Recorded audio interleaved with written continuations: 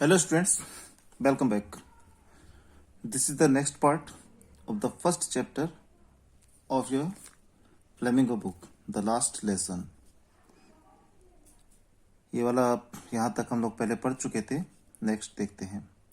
While I was wondering about it all, M. Hamill mounted his chair. जब मैं इस सब के बारे में हैरान हो रहा था कि ऐसा सब लोग अपनी सीट पर जाने के लिए फ्रेंड्स जो था कि सब इतना साइलेंट क्यों है. M Hamel mounted his chair. M Hamel अपनी सीट पर अपनी चेयर पर माउंटेड मीन्स होता चढ़ गए बैठ गए. And in the same grave and gentle tone which he had used to me said. और उसी तरह की same grave and gentle tone और उसी तरह की गंभीर और शांत स्वर में वह बोले मुझसे बोले, my children this is the last lesson I shell give you. यह अंतिम लेसन है जो मैं तुम्हें पढ़ाऊंगा. The order has come from Berlin to teach only German in the schools of Alsace and Lorraine. जो आदेश आया has come from Berlin. Berlin से एक आदेश आया है जो जर्मन की राजधानी है बर्लिन.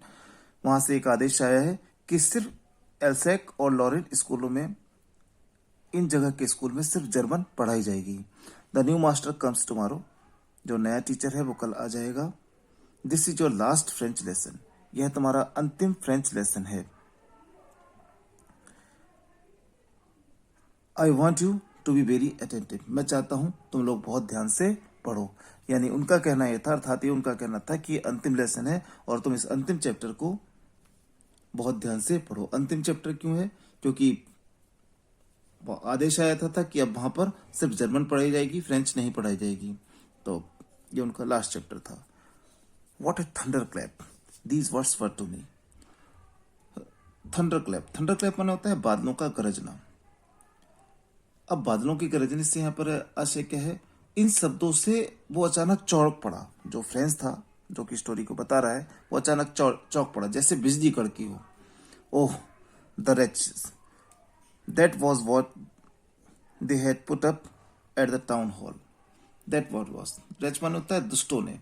अरे उन दुष्टों ने टाउन हॉल पर पुटअप में लगा रखी होगी. टाउन हॉल पर यही सूचना लगा रखी होगी. जो टाउन हॉल पे उस समय जब आते समय उसको भीड़ नजर आई थी तो उसने ये अनुमान लगाया कि टाउन हॉल पर उन्होंने यही सूचना, उन दुष्टों ने यही सूचना लगा रखी होगी. दुष्ट कौन? जो कि उस पर एसएस पर कब्जा हो चुका था जर्मन का. तो जर्मन लोगों ने यही सूचना लगा रखी होगी. अब और राइटर दुखी है. उसके मन में जिस लैंग्वेज जो उसकी मदर टंग थी उसके बारे में वो सोच रहा है. My last French lesson. मेरा अंतिम French part. Why I hardly knew how to write. क्यों? मुझे तो अभी ढंग से लिखना भी नहीं आता था. हार्डली मीन्स मुश्किल से. अभी तो उसे मुश्किल से ढंग से लिखना भी नहीं आता था. I should never learn any more. मुझे अब आगे नहीं पढ़ना चाहिए. मुझे आगे नहीं पढ़ना चाहिए उसको. I must stop there then. मुझे अब यहीं पर रुक जाना चाहिए, अर्थात नहीं पढ़ना चाहिए. Oh how sorry I was for not learning my lessons. अभी जो इससे पहले जो पढ़ाई होती थी तो ध्यान से नहीं पढ़ता था. अब उसे दुख था. मुझे कितना ज्यादा दुख था. How sorry I was.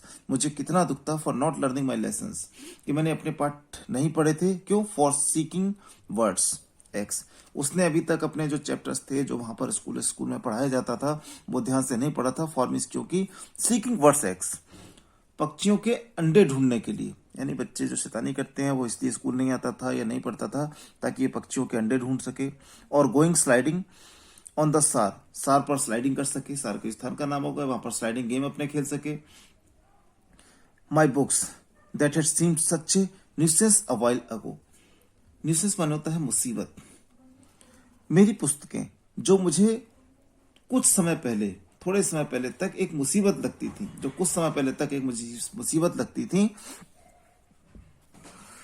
जो किताबें से थोड़े समय पहले तक बहुत ज्यादा भारी लगती थी. अब वो किताबें कौन सी थी? My grammar and my history of the saints were old friends now that I couldn't give up. जो मेरी ग्रामर की बुक थी और जो मेरी हिस्ट्री की बुक थी, जो संतों का इतिहास की किताब थी, जो कुछ समय पहले तक मुझे मुसीबत लगती थी, उठाने में भारी लगती थी, were old friends now. That I couldn't give up. अब वो मेरे लिए यानी विद इन अ सेक, जैसे ही उसने बताया कि उसका लास्ट लेसन है कि अब उसके बाद में वो नहीं पढ़ाएगी, उसको जर्मन पढ़नी पड़ेगी, अब वो उसको कैसी लगने लगी, इस समय जो उसको मुसीबत लगती थी अब वो उसको ऐसा लगता था वो उसकी पुरानी मित्र थी, यानी अब वो उसको पुरानी दोस्त लगने लगी। अचानक उन पुस्तकों के प्रति उसका प्रेम जाग गया। एंड एम हेवेल, और जो कि उसका टीचर था M Hamel, to the idea that he was going away, that I should never see him again, made me forget all about his ruler and how cranky he was। जो कि उसका teacher था M Hamel, ये विचार that he was going away, कि वो जा रहा है, इस विचार से कि अब वो जा रहा है, that I should never see him again, कि मैं उसे कभी भी नहीं देख पाऊंगा जो उसका टीचर था। अब उसके मन में भी ये विचार आया कि वो अपने टीचर को कभी भी दोबारा नहीं देख पाएगा। इस विचार से made me forget all about his ruler, मैं भूल गया उसके रूलर के बारे में, अर्थात वो डंडा उसके हाथ में रहता था उसके बारे में भूल गया। And how cranky he was, cranky means होता है गुस्सैल होना, और ये भी भूल गया वो कितना ज्यादा गुस्सैल था। कहने का आशय क्या है, एम हेमेल इस विचार से कि अब वो जा रहा है और अब मैं उससे कभी नहीं मिल सकूंगा, उसका डंडा और वो इस बात से कि वो खुद में कितना गुस्सेल था, ये सब बातें मैं भूल गया। Poor man, it was in honour of his last lesson that he had put on his fine Sunday clothes, and now I understood why the old man of the village were sitting there in the back of the room. बेचारा, इस अंतिम lesson के सम्मान में that he had put on his fine Sunday clothes, उसने अपने इस अंतिम लेसन के सम्मान में उसने रविवार को पहनने वाले सुंदर कपड़े पहन रखे थे। अब शुरू में बताया गया था उन्होंने वो एम हेमन ने वो कपड़े पहन रखे थे जो वो ओकेजन्स पर पहनता था, तो उसने इस चैप्टर के उस अंतिम चैप्टर के सम्मान में उन कपड़ों को पहन रखा था। And now I understood why the old man of the village were sitting there in the back of the room, और अब मैं समझ गया कमरे के पीछे यानी उस क्लासरूम में पीछे की सीट पर वो बूढ़े व्यक्ति क्यों बैठे हुए थे। It was because they were sorry, वो इसलिए बैठे थे क्योंकि उन्हें भी खेद था, that they had not gone to school more, कि वो बहुत ज्यादा स्कूल नहीं गए, कि वो उन्हें भी इस बात का दुख था कि वो और क्यों स्कूल क्यों नहीं गए। It was their way of thanking our master for his 40 years of faithful service and of showing their respect for the country that was there no more. यह उनका एम हेमल ने 40 वर्ष तक सेवा करी थी, 40 वर्ष की सेवा के, यह उनका 40 वर्ष की ईमानदारी की सेवा, जो उसने फेथफुल वफादारी से जो सेवा करी थी स्कूल की, उनका धन्यवाद करने का तरीका था उस टीचर के प्रति और देश के प्रति, अपने देश के प्रति जो अब उनका नहीं था। कहने का आशय क्या है, यानी उस टीचर का सम्मान करना चाहते थे इस तरह से बूढ़े लोग, और अपने देश का सम्मान करना चाह रहे थे जो अब उनका नहीं था। While I was thinking of all this, जब मैं इन सब के बारे में सोच रहा था, I heard my name called, मैंने सुना कि मेरा नाम पुकारा गया, अर्थात टीचर ने उसका नाम पुकारा गया। It was my turn to recite, recite means होता है पढ़ने का, अब मेरा दोहराने का, मेरा पढ़ने का टर्न था। What would I not have given to be able to say that dreadful rule for participle all through, very loud and clear and without one mistake। अभी तक उसे पार्टिसिपल्स वगैरह जो भी था बहुत टफ लगता था, लेकिन अब क्या था, मैं पार्टिसिपल के उस ड्रेडफुल मीन्स होता है भयानक, मैं उस भयानक नियमों को सुनाने के योग्य होने के लिए और बिना किसी